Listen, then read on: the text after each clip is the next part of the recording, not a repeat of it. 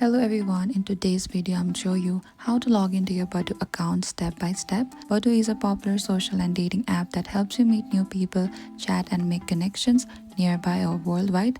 Logging in is easy and only takes a few steps. First, make sure the Badoo app is installed on your phone, and after that you can tap on the Badoo. Over here, you can see it says you can either continue with phone, with email, with Facebook or via Apple. And over here you can see the multiple login options depending on how you created your account. You can simply select any of this option in previous how you created it. So as I'm going to select with email, type down your email and select continue.